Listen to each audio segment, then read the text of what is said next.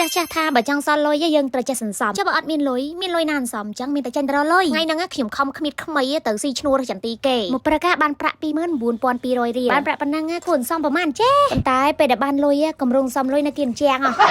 យ៉ាប់មែនបាយជាចេញកម្រងថ្មីអីណាមី3កញ្ចប់ទឹក4ដបហើយដបហ្នឹងចំណូលប្រហែលកន្លះលីត្រដាំទឹកឲ្យពុះរួចហើយយើងមកប្រលះសាច់គោដោយសារតែសាច់គោដែលខ្ញុំទិញបានហ្នឹងវាមាននៅជាប់សរសៃខ្លះដែរអញ្ចឹងហើយយើងប្រលះសរសៃវាចេញហើយយើងហាន់ជាចំណិតស្ដើង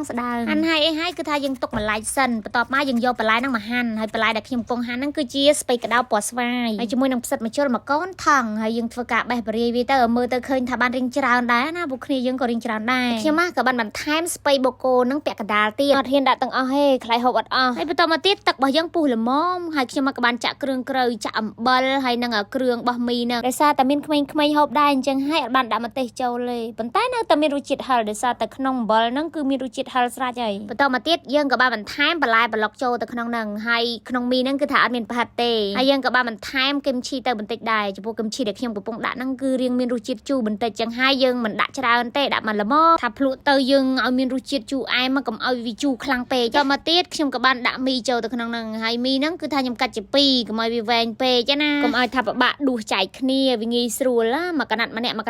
ទៅបន្តមកទៀតខ្ញុំក៏បានបន្ថែមសាច់គោដែលបានហាន់ទុកហ្នឹងចូលទៅក្នុងឆ្នាំងជាមួយគ្នាដែរហើយយើងមិនដាក់ទាំងអស់ទេដោយសារមើលទៅរៀងច្រើនតែតាមពិតវាមិនច្រើនទេគាត់ថាយើងចង់រំលែកណាឥឡូវនេះមីរបស់យើងគឺឆ្អិនរួចរាល់ហើយខ្ញុំក៏បានធ្វើការភ្លក់រសជាតិផងដែររសជាតិដែលខ្ញុំទទួលបានគឺរៀងផ្អែមរៀងហឹរតិចហើយនឹងជូរល្មមតែចាយក៏ទទួលបានរសជាតិផ្សេងពីខ្ញុំឆ្នាំងតែមួយណាគាត់ថាមានអារម្មណ៍ថារៀងប្រៃបន្តិចប៉ុន្តែអាចទួយកបានហើយកូនគាត់រ៉េតឲ្យខ្ញុំហ្នឹងបន្ទុក7 លើ 10តែគាត់អស់ហេយើងក៏បានបន្ថែមពងទាចំនួន2គ្រាប់ហើយនឹងចុងក្រោយគឺយើងដាក់ស្លឹកខ្ទឹមនិងជីរណាដើម្បីឲ្យមីរបស់យើងហ្នឹងកាន់តែមានក្លិនឈ្ងុយរួមទៅរឿងរសជាតិម្ហូបអាហារនេះមួយគឺថាអាស្រ័យទៅនឹងទម្លាប់នៃការហូបតាមផ្ទះនីមួយៗខ្លះក៏ចូលចិត្តផ្អែមទៅអ្នកខ្លះក៏ចូលចិត្តប្រៃអីចឹងទៅសរុបរួមទៅថ្ងៃហ្នឹងគឺថាអត់បានសំលុយទេមូលហេតុនោះគឺមីមកកញ្ចប់ហ្នឹងអស់ 13,500 ហើយសាច់គោ 7,500 ហើយនៅគ្រឿងក្រៅបន្លែអីទៀត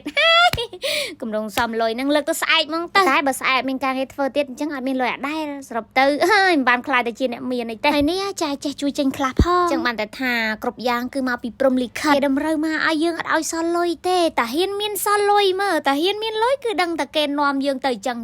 ឃើញអូននេះឲ្យមេដៃមួយទៀតណាអញ្ចឹងហើយអ្នកធ្វើហ្នឹងកាន់តែមានទឹកចិត្តទៀតអញ្ចឹងហើយយើងមានកម្លាំងចិត្តទៅធ្វើការដើម្បីយកលុយមកដើម្បីមកធ្វើអាហ្នឹងហូបទៀតអញ្ចឹងហើយលុយយើងអត់អាចសន្សំបានទេដូច្នេះហើយมันអាចបន្ទោសខ្ញុំបានទេថាខ្ញុំអត់ចេះសន្សំលុយអារម្មណ៍ពេលមុនធ្វើការហ្នឹងអាក្រោយធ្វើការវាខុសគ្នាអញ្ចឹងអាមុនធ្វើការទៅថាទៅធ្វើការហ្នឹងគឺថាយកលុយហ្នឹងមកសន្សំដល់ពេលតែបានលុយហើយគឺថាឃើញថាខំធ្វើការដែរស៊ីទៅវាមិនអស់ប្រហែលទេបើគិតតែខំត្បិតត្បៀតតិចឈឺដួលទៅចូលពេទ្យទៅយកលុយទៅឲ្យពេទ្យណាអត់បានស៊ីតែហ្មងណាអញ្ចឹងហើយជំរឿមានតែពីរទេមានតែថាស៊ីទៅចាំថ្ងៃណាក៏ថ្ងៃហ្នឹងទៅតែព្រំលិខិតឲ្យមានគឺមានហើយតែព្រំលិខិតតម្រូវមិនឲ្យមានគឺថាតែបានលុយមកគឺយកតែធ្វើនេះនោះបាក់គឺថាមិនបានទុកដដែលហ្នឹងឯងអញ្ចឹងហើយបើសិនតែថ្ងៃខ្លះយើងស្មុគស្មាញពិបាកគិតទេទុកឲ្យព្រំលិខិតគិតឲ្យយើងទៅយើងសម្រាកខ្លះណា